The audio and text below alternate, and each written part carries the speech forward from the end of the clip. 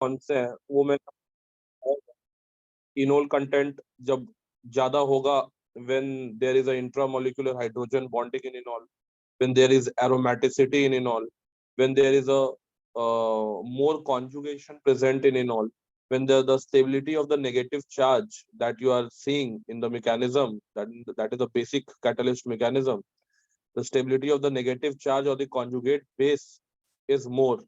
In such cases the enol content generally increases. Suppose if we take examples,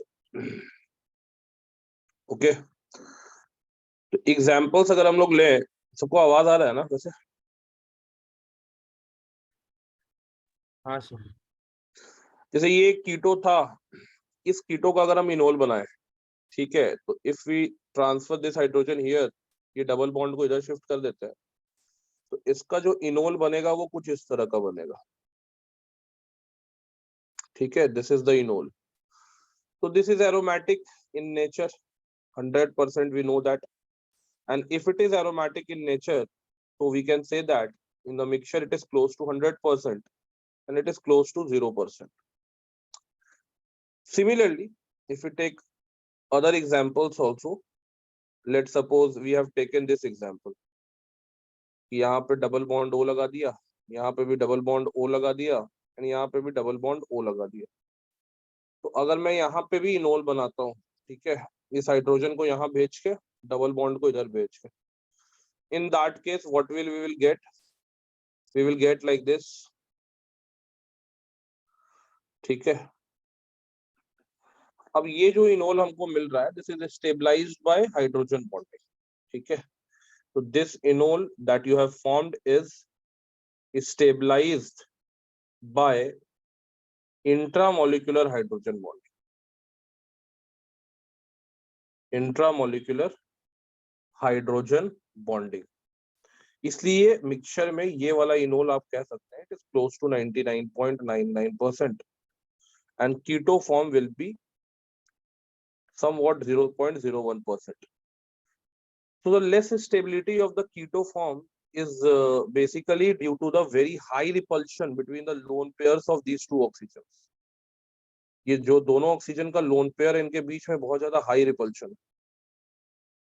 very high repulsion. तो ये तुरंत चाहता है कि इस रिपल्शन को अट्रैक्शन में बदला जाए और इसलिए तुरंत इनोल फॉर्म में कन्वर्ट हो जाता है. और इनोल फॉर्म में जैसे ही जाता है तो यहाँ पे हाइड्रोजन बॉन्डिंग, जो पहले रिपल्शन था वो अब नाउ हाइड्रोजन बॉन्डिंग के फॉर्म में अट्रैक्शन यहाँ पे डोमिनेट करने लगता है. तो there are many such cases, like we can see one more cases, जैसे कि हमने पहले भी डिस्कस किया हुआ है कि अगर हमारे पास ये कोई कीटो फॉर्म है तो यहाँ पे भी सेम तरीके से अगर हम बात करें, यहाँ भी एक कीटो बना दिए, यहाँ भी एक कीटो बना दिए, तो इनके बीच लोन पेयर के बीच में बहुत हाई रिपल्शन है. तो लोन पेयर के बीच बहुत हाई रिपल्शन है तो तुरंत ये कीटो फॉर्म में जाएगा, और सॉरी इनोल फॉर्म में जाएगा. इसका इनोल फॉर्म हमने आपको बनाने के लिए भी दिया था और बताया था कि आप इसमें एक ही बार इनोलाइजेशन कराएंगे, 2 बार कराने की जरूरत नहीं है. एक बार में आपको इसलिए बोला गया था क्योंकि एक बार कराने पे हाइड्रोजन बॉन्डिंग से आपको इनोल जो है यहाँ पे भी स्टेबलाइज होता हुआ दिखेगा. क्लोज टू यहाँ पे भी 99.99% इनोल है, एंड यहाँ पे भी जो इनोल है it is also stabilised by intramolecular hydrogen bonding, ठीक है, stabilized by intramolecular hydrogen bonding.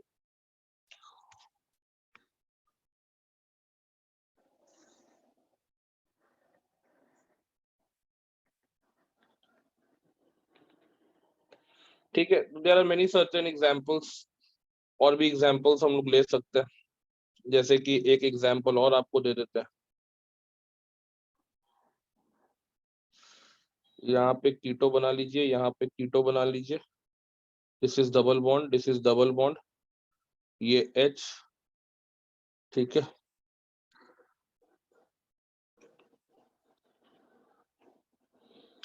तो अगर यहाँ पे मैच इसको यहाँ ट्रांसफर करते हैं, इस डबल बॉन्ड को यहाँ ट्रांसफर कर देते हैं, तो in that case this will be the form, ठीक है, यहाँ आ गया OH. तो ये जो इनोल बना है this is basically aromatic enol. ये जो इनोल बना है this is basically aromatic enol, क्योंकि ये वाला बॉन्ड यहाँ पे टूट जाता है और यहाँ पे पॉजिटिव चार्ज आ जाएगा, तो आपको दिखेगा कि ये पूरा रिंग जो है वो एरोमेटिक दिख रहा होगा आपको। ठीक है, डन है सबका।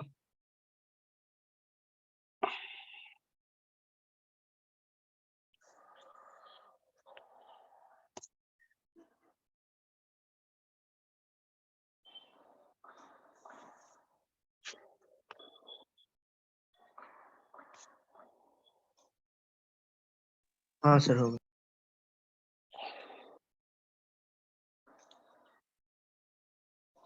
देखिए, जैसे कि यहाँ पे एक एग्जांपल और लेते हैं, थोड़ा अलग टाइप का एग्जांपल है।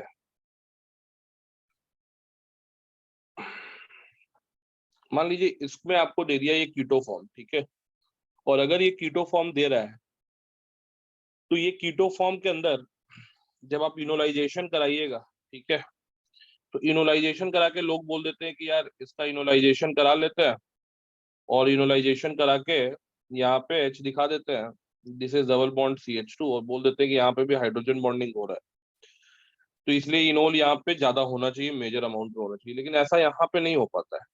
क्यों नहीं हो पाता है? क्योंकि हम लोग को लग रहा है कि यहाँ पे रिपल्शन है, ठीक है, जो कि सही बात है, यहाँ पे रिपल्शन तो है, लेकिन इस रिपल्शन को मिनिमाइज किया जा सकता है बाय द फ्री रोटेशन। ठीक है, तो the two oxygen will remain in opposite side to minimize the repulsion, to minimize the repulsion। ठीक है, तो ये अपोजिट साइड में चले जाएंगे, बॉन्ड फ्रीली रोटेट कर जाएगा, ठीक है, एक ऑक्सीजन ऊपर एक ऑक्सीजन नीचे। तो अब ये जो रिपल्शन वाला प्रॉब्लम था, ठीक है, तो रिपल्शन वाला प्रॉब्लम जो है इसका ऑलरेडी सॉल्व हो चुका है। तो जब इसका रिपल्शन वाला प्रॉब्लम ऑलरेडी सॉल्व हो चुका है, इन दैट केस अगर मैं बात करूं तो ये इनोल में ज्यादा नहीं जाना चाहेगा, इसलिए यहाँ पे ये 99.9% रहता है, ठीक है, और इनोल जो बनेगा यहाँ पे इसका वो 0.01% रहता है, क्योंकि रिपल्शन का प्रॉब्लम इसने सॉल्व कर लिया। ठीक है, जस्ट क्या कर दिया, फ्री रोटेशन करके दोनों ऑक्सीजन को डबल अपोजिट साइड में ओरिएंट कर दिया। तो जैसे ही अपोजिट साइड में ओरिएंट हो गया तो ये जो रिपल्शन का प्रॉब्लम था वो रिपल्शन का प्रॉब्लम ही सॉल्व हो गया पूरी तरह से। तो वो सॉल्व हो गया, तो इसलिए अब ज्यादा कीटो जो है वो इनोल में जाना नहीं चाहेगा। ठीक है, तो ये चीज का आपको ध्यान रखना है कि ओपन चेन में रिपल्शन को मिनिमाइज किया जा सकता है बाय द फ्री रोटेशन, फिर वहां पे इनोल मेजर नहीं होगा। ठीक है, तो ये तरीका जो है आप देखेंगे। कभी कभी स्टीयरिक हिंड्रेंस का फैक्टर भी वर्क करता है, तो वो भी एक एग्जांपल आपको दे देते हैं, जहाँ पे स्टीयरिक हिंड्रेंस का जो फैक्टर है वो कीटो को माइनर कर दे रहा है, इनोल को मेजर कर दे रहा है।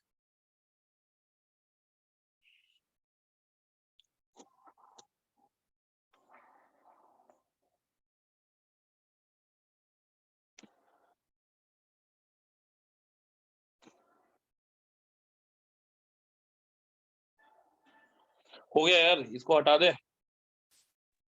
हाँ सर हो गया। ठीक है, तो अगर मैं अब बात करूं,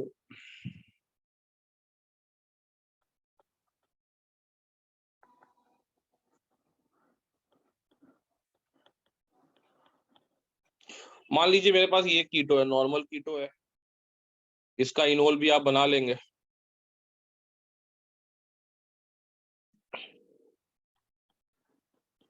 ये इसका इनोल हो गया, ये क्लोज टू 0% हो गया और ये क्लोज टू 100% हो गया।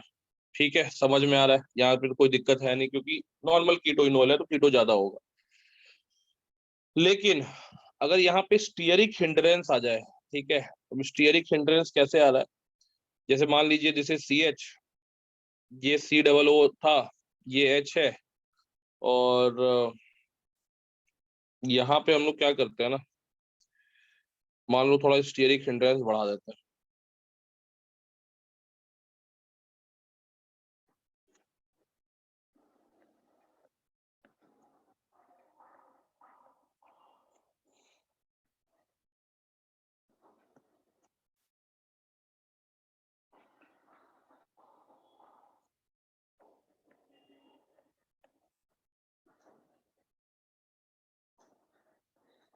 और बल्कि इसका एक ग्रुप लगा दिए।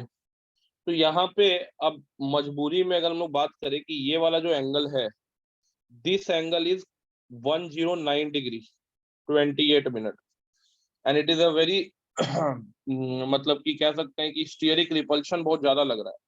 तो अगर अब यहाँ तुम इनोल बनाते हो, इस हाइड्रोजन को यहाँ ट्रांसफर करते हो, ठीक है, and this double bond is shifted here, in that case what will happen कि आपके पास जो केस बनेगा यहाँ पे, वो बनेगा इस तरह का कुछ। यहाँ सी आ गया, double bond C, this is यार, अगर मैं बात करूँ तो दिस इज OH, और इसके पास अगर मैं बात करूँ तो there is one more H, ठीक है।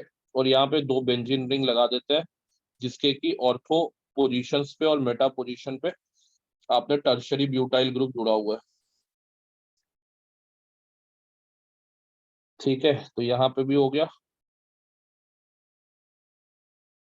तो यहाँ पे भी ले लेते हैं। तो अब क्या हुआ, यहाँ इनोल ज्यादा परसेंटेज में क्यों होगा, because this bond angle is now 120%, 120 degree, ठीक है। तो यहाँ पे इन दोनों ग्रुप के बीच में लेस रिपल्शन होगा, but here the repulsion will be more, ठीक है। इसलिए यहाँ पे जो कीटो फॉर्म होता है, ये keto form is close to 0.01%, and enol form dominate करता है, दैट इज 99.9%। क्लियर है सबको ये चीज? तो स्टीयरिक हिंड्रेंस से भी इनोल का परसेंटेज में इंक्रीज आप देख सकते हो।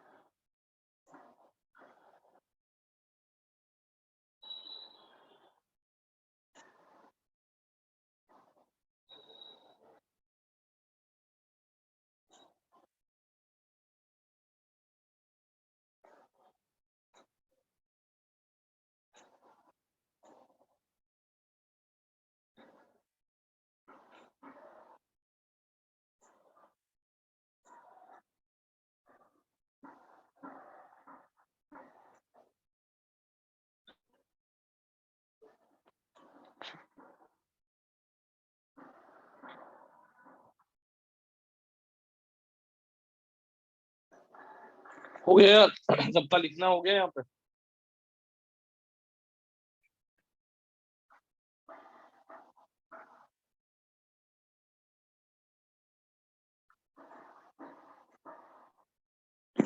Everyone done with this? हाँ सर। ठीक है, आगे बढ़ते हैं अब हम लोग। नेक्स्ट इज सम क्वेश्चन, जैसे arrange the following in their enol content order, in their enol content order।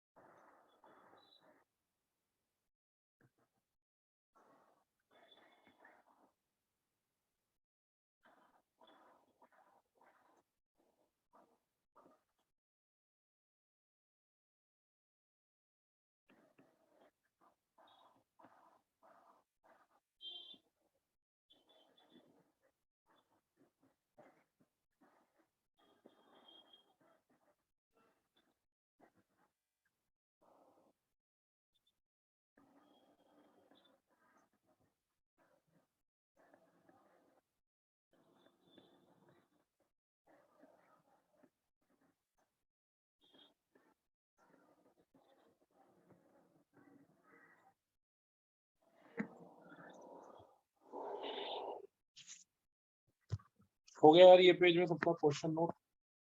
Sir एक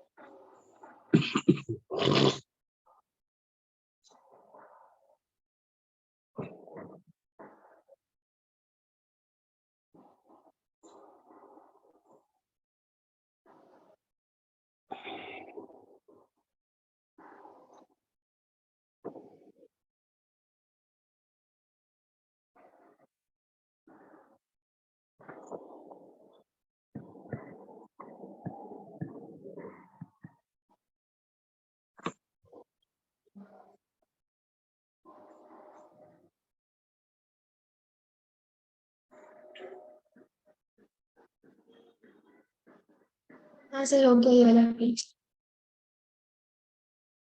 ठीक है, नेक्स्ट क्वेश्चन लिख लो।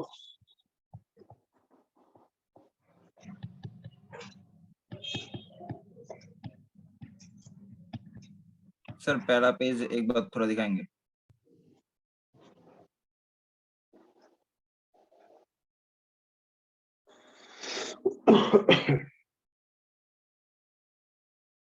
हाँ सर ठीक है sir.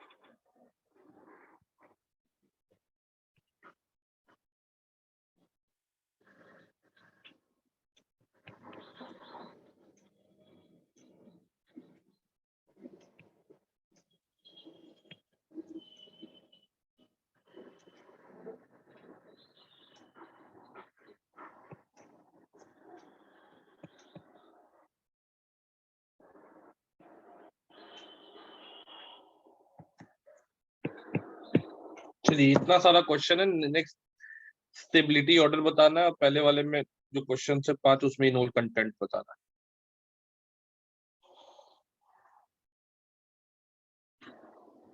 Take 5 to 10 minutes to solve this.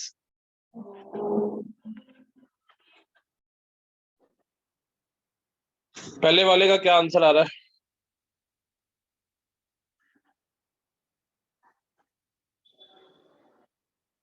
What is the answer for the first question?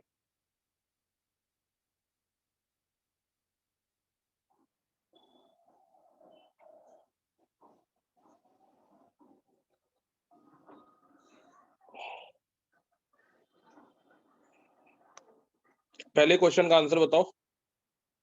Sir F greater than E greater than D phase C अभी ये ऐसा होगा सबसे ज्यादा इनोल कंटेंट किसमें है? F में, एफ में, उसके बाद E में, फिर मतलब D C भी है।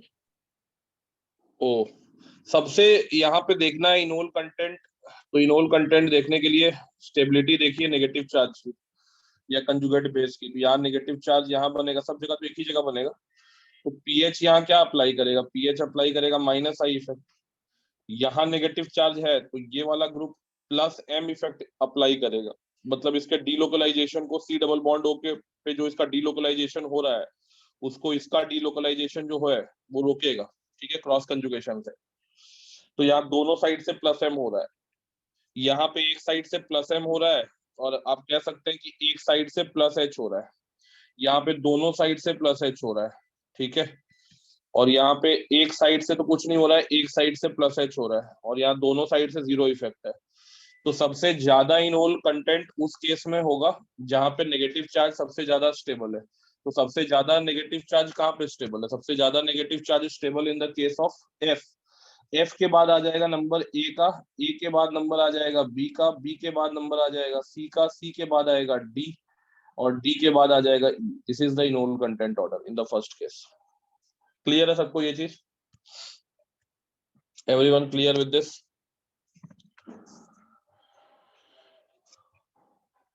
ठीक है ना यार, ये पहला वाला क्लियर है सबको? हाँ सर।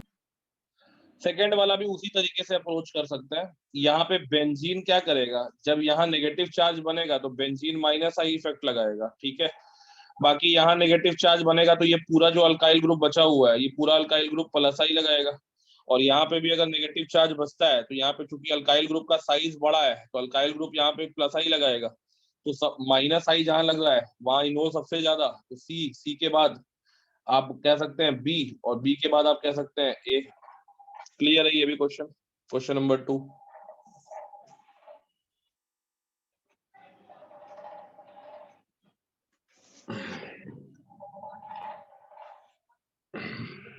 हाँ सर क्लियर।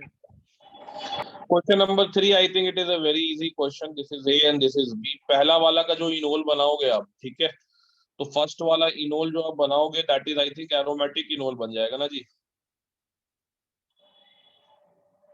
हाँ क्योंकि सर। अगर मैं यहाँ से हाइड्रोजन निकाल लेता हूँ और इसको यहाँ ट्रांसफर करके यहाँ बना देता हूँ तो यहाँ पे जो इसका इनोल बन रहा है दैट इज एरोमेटिक इनोल।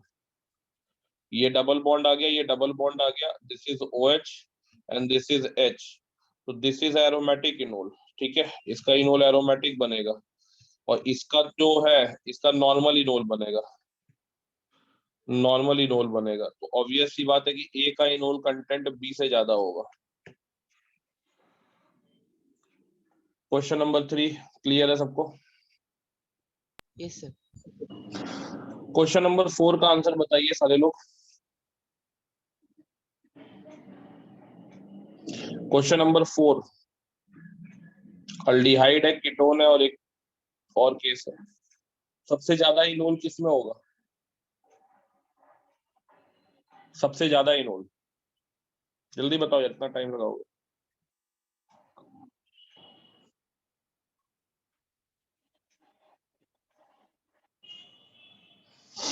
सी में। सी में होगा, हाइड्रोजन बॉन्डिंग है, वेरी गुड। उसके बाद ए में होगा, और उसके बाद किस में होगा? बी में होगा। ए में ज्यादा क्यों होगा? क्योंकि CH3 एक ही है, बी में CH3 2 है, तो प्लस आई ज्यादा लग रहा है। समझ में आ गया बात?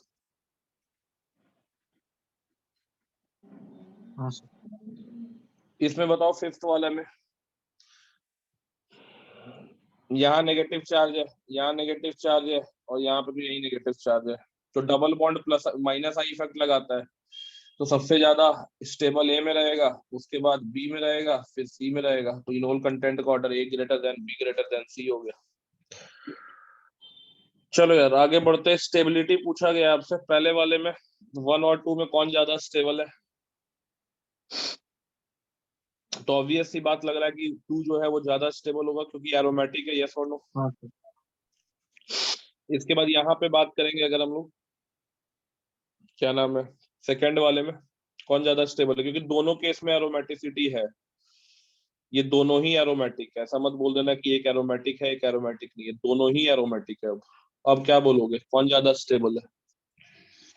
जब दोनों ही एरोमेटिक हो गया तो अब देखिए कि यहाँ वाला जो हाइड्रोजन है ऑक्सीजन से जुड़ा हुआ है, स्ट्रॉन्ग एसिड है, और नाइट्रोजन का ऑक्सीजन, नाइट्रोजन से जो हाइड्रोजन जुड़ा हुआ है वो वीक एसिड है। और ये कंसेप्ट भी बता चुके हैं हम कि जिस भी टॉटोमर में वीक एसिड वाला कंपोनेंट होगा, ठीक है, वहां पे रिएक्शन ज्यादा शिफ्टेड रहेगा। तो ये रिएक्शन ज्यादा शिफ्टेड रहेगा बैकवर्ड डायरेक्शन में। तो हम लोग कह सकते हैं यहाँ 1 is more stable then 2। Clear है सबको? सर सर पहले वाले में तो 1 भी एरोमेटिक होगा। पहले वाले में 1 एरोमेटिक होगा? कैसे 1 एरोमेटिक होगा? नाइट्रोजन का लोन पेयर नहीं रहेगा। ये लोन पेयर है, ठीक है, लेकिन यहाँ पे अगर मैं बात करूं तो ये वाला बॉन्ड को अगर हम लोग तोड़ने जाए, हाँ कह सकते हैं आप कि अगर यहाँ पे भी वो चीज लगाए कि क्या नाम है, हाँ ठीक है कह सकते हैं दोनों एरोमेटिक है, कह सकते हैं ये भी एरोमेटिक है ये भी एरोमेटिक है, कह सकते हैं। तो इन दैट केस एरोमेटिसिटी से डिसाइड नहीं होगा। फिर यहाँ का हाइड्रोजन देखो और ये वाला हाइड्रोजन देखो, यही दोनों हाइड्रोजन मेन है ना। तो अगर मैं यहाँ का हाइड्रोजन देखता हूँ तो इस हाइड्रोजन को तुम अगर निकालोगे, ठीक है, तो ये वाला पार्ट तो स्ट्रॉन्ग एसिड वाला पार्ट है ना, क्योंकि इसका हाँ, कंजुगेट बेस एरोमेटिसिटी से ज्यादा स्टेबल होगा। यहाँ नेगेटिव चार्ज आएगा and then that negative charge is stabilised by aromatic resonance, ठीक है, बट यहाँ नेगेटिव चार्ज जो है वो नॉर्मल रेजोनेंस से स्टेबलाइज होगा। तो यहाँ का जो हाइड्रोजन है that hydrogen is basically a weak acidic वाला पार्ट, ठीक है। तो इस हिसाब से भी 2 ग्रेटर देन 1 ही आना चाहिए, बट दोनों रिंग ही एरोमेटिक है, कह सकते हैं। थर्ड का बताइए इसी तरीके से।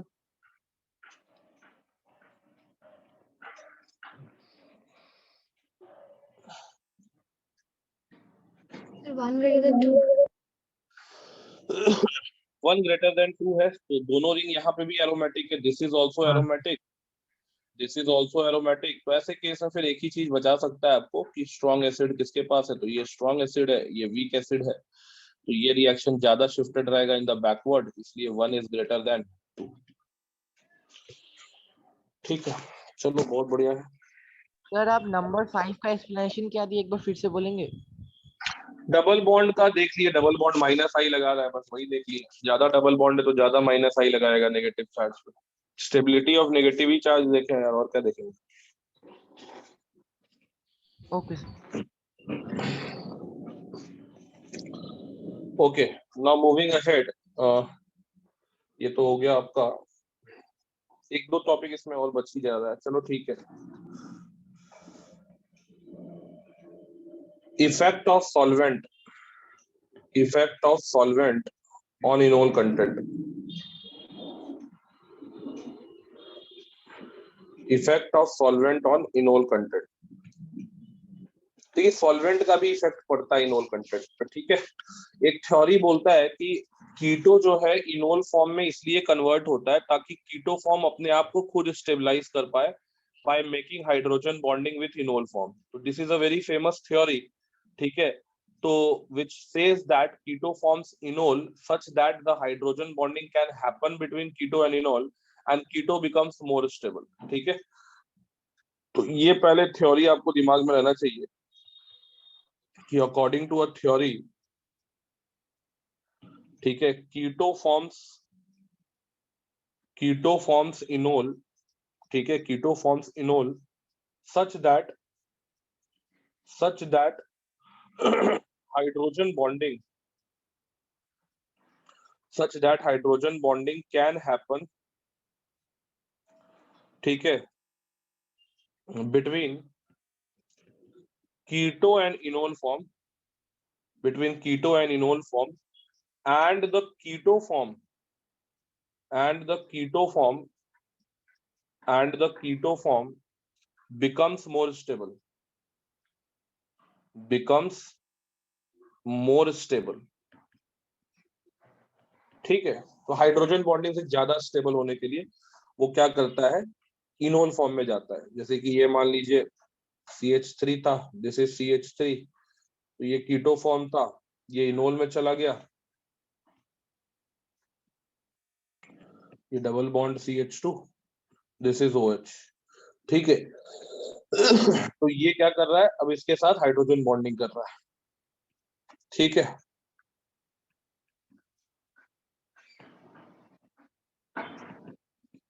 तो कीटो इनोल में इसलिए जा रहा है तो कि इनोल बनने से वो इनोल के साथ हाइड्रोजन बॉन्डिंग कर लेगा और हाइड्रोजन बॉन्डिंग करने के बाद वो स्टेबल ज्यादा हो जाएगा। ठीक है, ये एक थ्योरी है।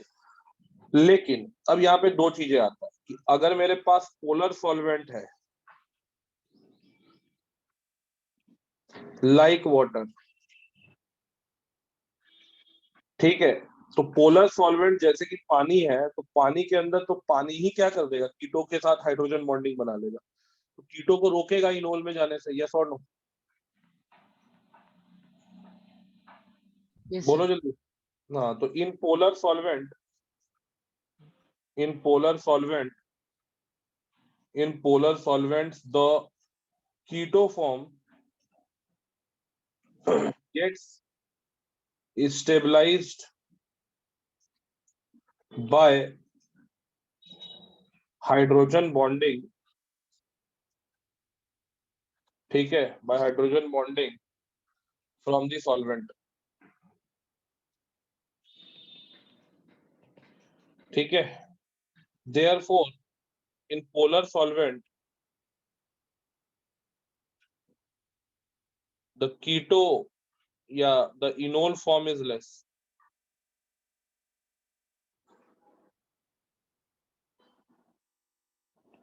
ठीक है, पोलर में इनोल फॉर्म कम रहेगा, यही नॉन पोलर सॉल्वेंट रहेगा। तो नॉन पोलर तो जैसे कि अगर बेंजीन ले ले, तो बेंजीन तो हाइड्रोजन बॉन्डिंग कर नहीं सकता है कीटो के साथ। CCl4 ले ले, तो CCl4 भी हाइड्रोजन बॉन्डिंग कर नहीं सकता है कीटो के साथ। तो नॉन पोलर सॉल्वेंट में ज्यादा कीटो बनेगा। तो आपसे अगर ऐसा क्वेश्चन पूछता है कि कीटो फॉर्म, इनोल फॉर्म किस सॉल्वेंट में ज्यादा होगा, तो हमेशा याद रखिएगा enol form non polar solvent में आपको ज्यादा मिलेगा, पोलर सॉल्वेंट में कम मिलेगा, क्योंकि पोलर सॉल्वेंट कीटो फॉर्म को अपने आप स्टेबलाइज कर दे रहा है हाइड्रोजन बॉन्डिंग करके। तो उसके लिए कीटो के पास कोई कंपल्शन नहीं है कि वो इनोल बनाए। ठीक है, क्योंकि जो उसको हाइड्रोजन बॉन्डिंग चाहिए थी वो हाइड्रोजन बॉन्डिंग उसको सॉल्वेंट प्रोवाइड कर दे रहा है, इसलिए पोलर सॉल्वेंट में इनोल फॉर्म कम रहता है। बट अगर यही नॉन पोलर सॉल्वेंट में आप जाते हैं तो नॉन पोलर सॉल्वेंट में इनोल फॉर्म आपका इंक्रीज कर जाता है। क्लियर है ये पॉइंट, सब कोई नोट कर लियो? सर एक मिनट। तो ये ऑब्जेक्टिव में ये सारे पॉइंट्स दिख जाएंगे, तो थोड़ा सा याद करके रखिएगा ये सारा पॉइंट्स भी। समझ में नहीं आएगा कि कहाँ से पूछ दिया ये सॉल्वेंट का इफेक्ट।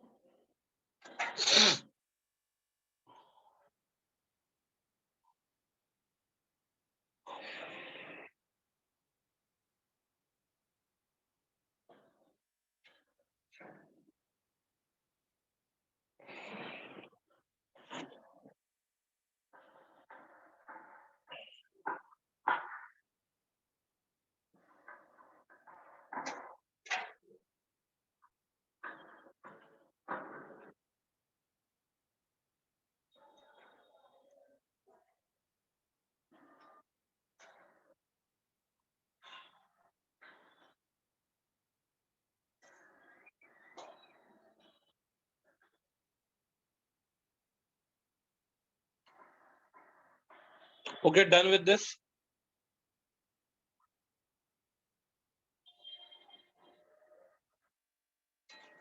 हो गया सबका ये वाला?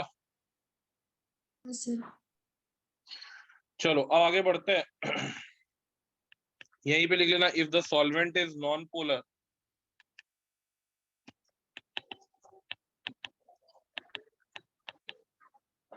ठीक है, जैसे मान लीजिए CCl4 रहा, CH2 रहा, बेंजीन रहा, देन मोर इनोल फॉर्म,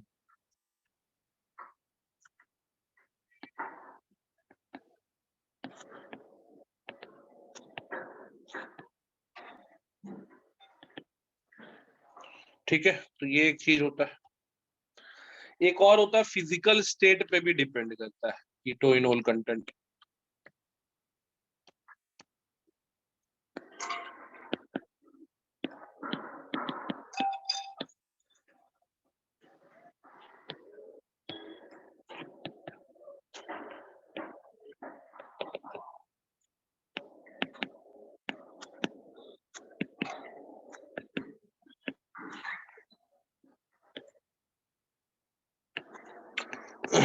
जैसे लिक्विड स्टेट है, तो लिक्विड स्टेट में कोई दो कीटो के बीच में जगह कम रहता है, ठीक है। तो इसके बीच में जो इनोल आता है वो कम आएगा, जगह कम है तो, ठीक है, गैप इज लेस। लेकिन अगर गैसियस स्टेट देख रहे हैं, तो गैसियस स्टेट में क्या है, गैसियस स्टेट में इनोल के बीच में डिस्टेंस ज्यादा है। तो इनोल के बीच में अगर डिस्टेंस ज्यादा है तो इसके बीच में क्या होगा, इसके बीच में ज्यादा इनोल एकोमोडेट हो सकता है फॉर हाइड्रोजन बॉन्डिंग, ठीक है। तो हम लोग यहाँ लिख सकते हैं कि in the gaseous state keto surrounds more number of enol by hydrogen bonding, ठीक है। तो ये सारा पॉइंट आप ध्यान में रखिएगा कि गैसियस स्टेट में इनोल कंटेंट ज्यादा होता है, बढ़ जाता है लिक्विड स्टेट की तुलना में। नॉन पोलर सॉल्वेंट में इनोल कंटेंट पोलर सॉल्वेंट की तुलना में बढ़ जाता है, ठीक है। तो this is about enol content, काफी इसमें डीप पे चले गए हम लोग।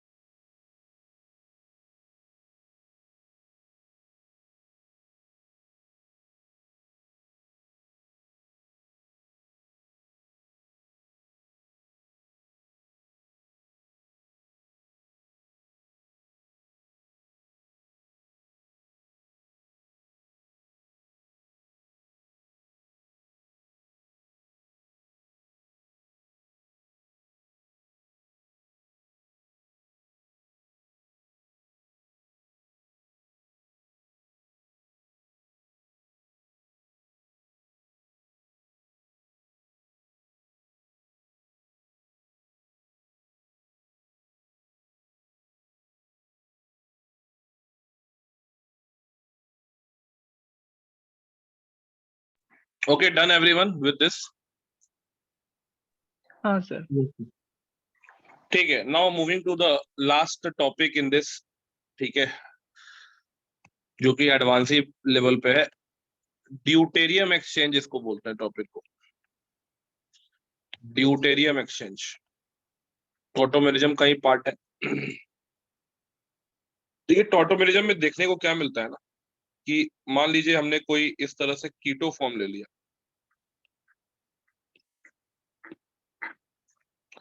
और इसको हम ट्रीट कर रहे हैं, सपोज कीजिए OD माइनस D2O के साथ, ठीक है। देखने को क्या मिलता है हमको कि मिक्सचर में जो कीटो बचता है, इनोल तो बनेगा ही, लेकिन जो कीटो बचता है वो कीटो कुछ इस तरह का दिखता है।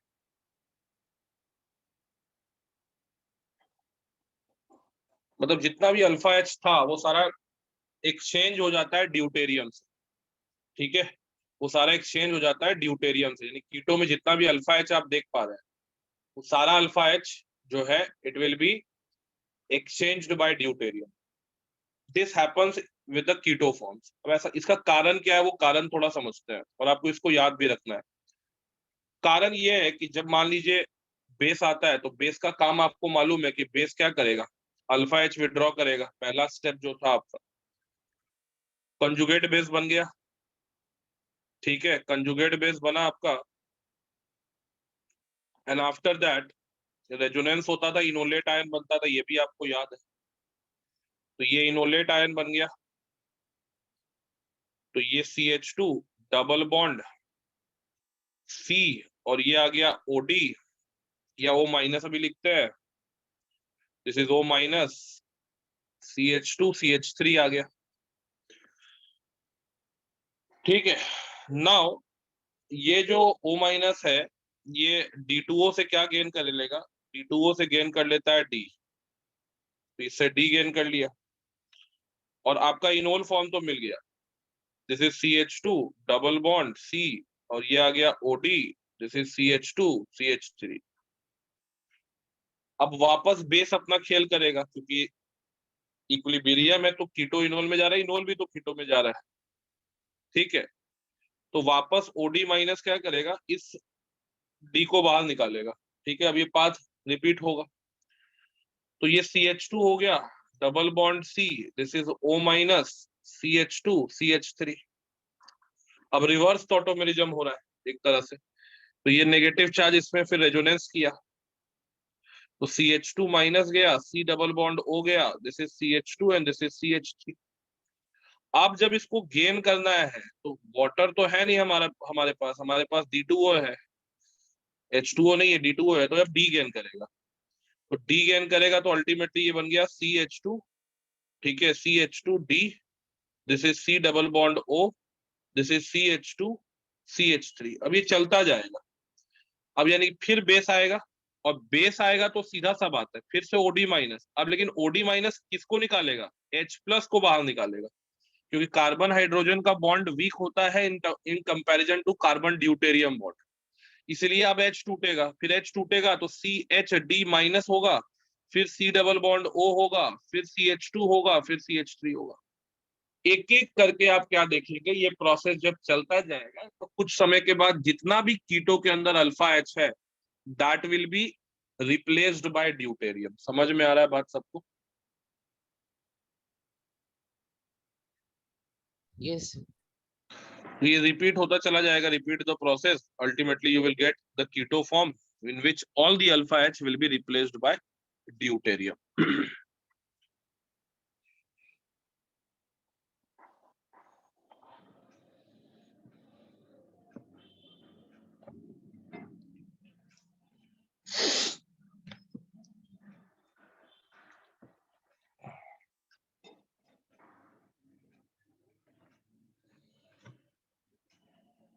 तो किसी भी कार्बन का नेगेटिव चार्ज अगर C डबल बॉन्ड O के साथ कंजुगेशन में है, किसी पे भी आप हाइड्रोजन निकाल के नेगेटिव चार्ज जब बनाएंगे तो हर उस कार्बन का नेगेटिव चार्ज जो C डबल बॉन्ड O के साथ कंजुगेशन में, हर उस कार्बन का hydrogen can be replaced by deuterium.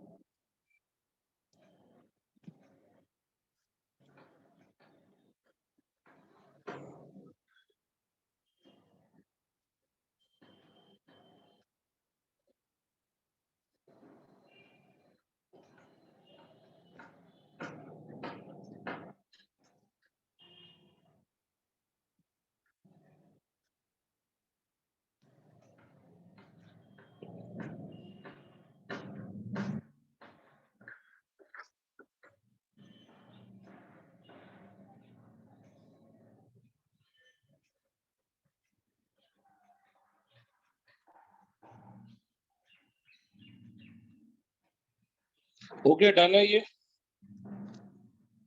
Sir एक मिनट।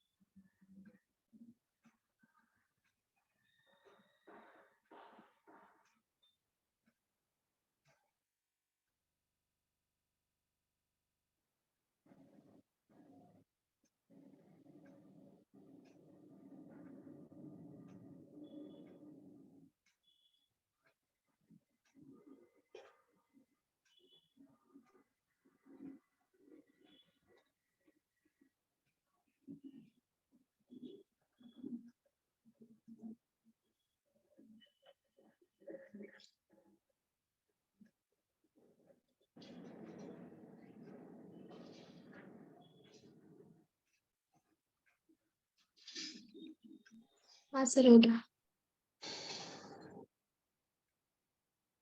ठीक है, तो अब यहाँ पे और भी कुछ इसमें एग्जाम्पल देख सकते हैं हम लोग, जो कि थोड़ा अलग टाइप का है। अल्फा एच को तो आप रिमूव कर ही दीजिएगा।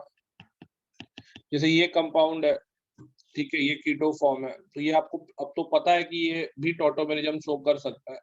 स्पेस टॉटोमेरिज्म हम लोग पढ़े थे। तो यहाँ पे ये वाला अल्फा एच को तो आप रिप्लेस कर दीजिएगा, मुझे पता है। तो यहाँ पे आप CD3 कर दीजिएगा, लेकिन ये अल्फा एच तो रिमूव होगा ही होगा। लेकिन इस पे जब नेगेटिव चार्ज जाता है, इस पे जब नेगेटिव चार्ज आता है, तो ये किस पे भी जाएगा? इस पे भी तो जाएगा, यस और नो? तो इसका भी हाइड्रोजन रिप्लेस होगा। जिस पे नेगेटिव चार्ज जाएगा, सबका हाइड्रोजन रिप्लेस होगा, ठीक है, विथ ड्यूटेरियम। तो यहाँ पे ये अल्टीमेटली ये फॉर्म आपको देखने को मिलेगा ड्यूटेरियम एक्सचेंज के बाद। क्लियर है सबको? सर वो वाला भी तो अल्फा हाइड्रोजन है ना? कौन सा अल्फा हाइड्रोजन है? नहीं सर, sp2 ठीक कब है से होता है भाई? ठीक है sp2 कब से हाँ ठीक बनेगा है ठीक अल्फा हाइड्रोजन?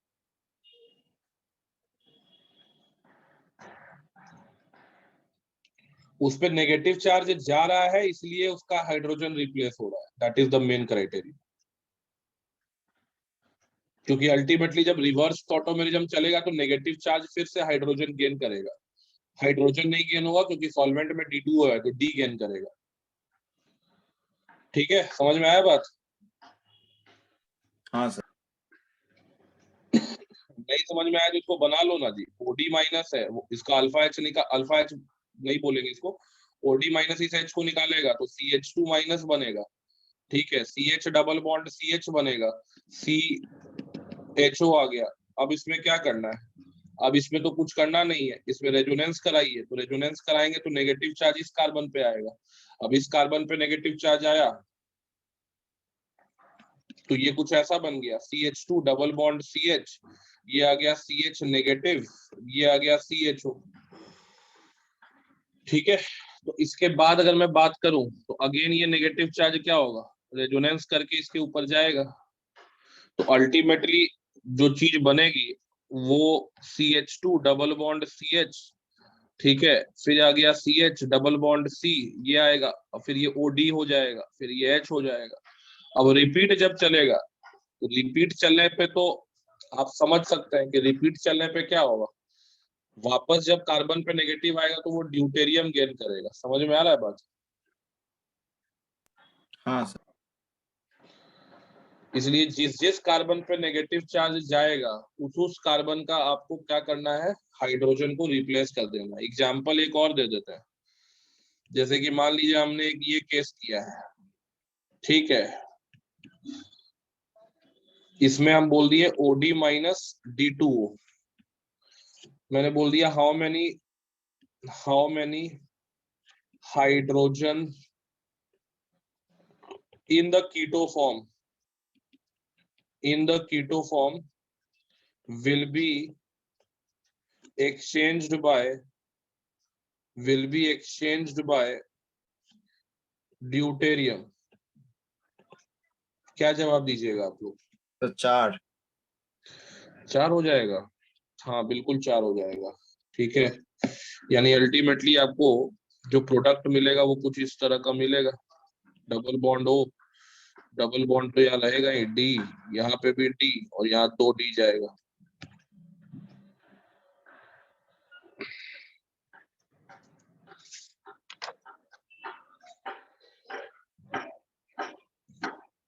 तो ड्यूटेरियम एक्सचेंज, ये सब मैकेनिज्म अगर आपको नहीं पता है तो आपको नहीं समझ में आएगा। इसलिए मैकेनिज्म बेस्ड जो क्वेश्चन इसी तरह से पूछा जाता है।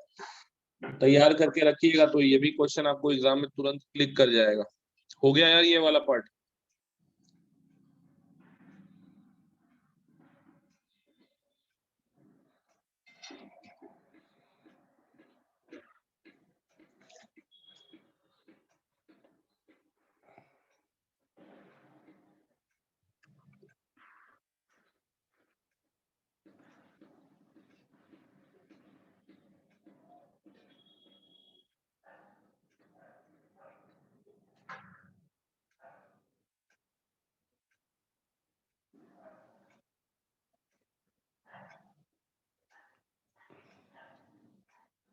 Is everyone done with this?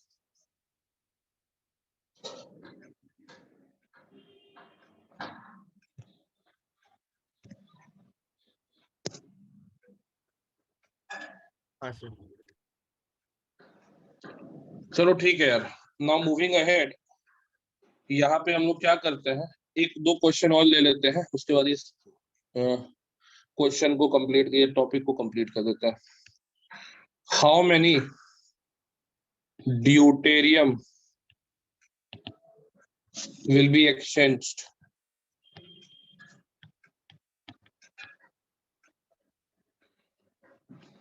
या हाउ मेनी हाइड्रोजन होना चाहिए, how many hydrogen will be exchanged by deuterium in the following keto forms.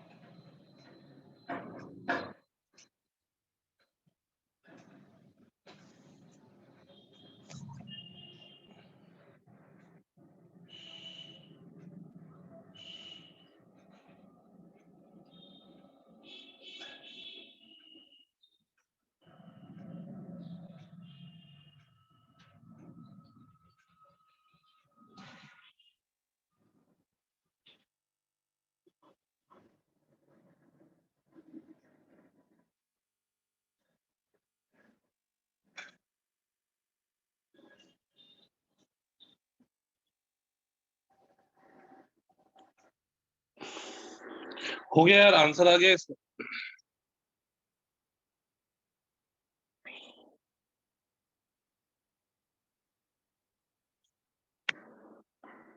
पहले वाला 6 होगा। पहला वाला 6 होगा, देख लेते हैं।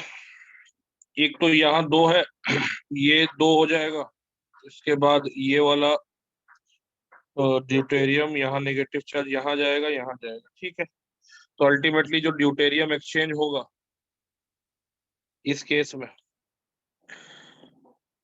तो यहाँ आ गया डबल बॉन्ड हो, यहाँ डबल बॉन्ड हो है। सबसे पहले तो ये दोनों जाएगा टी, इसके बाद यहाँ नेगेटिव है तो ये दोनों भी जाएगा टी, इसके बाद नेगेटिव यहाँ से यहाँ जाएगा, इसके पास कोई हाइड्रोजन नहीं है, और फिर यहाँ से यहाँ जाएगा, तो यहाँ का दोनों ड्यूटेरियम रिप्लेस होगा। तो इसका आंसर पहले वाले का 6 होगा। सेकेंड वाले का बताइए। सही आंसर बताना, थोड़ा सोच के बताना, सेकेंड वाला गलती हो जाएगा नहीं तो।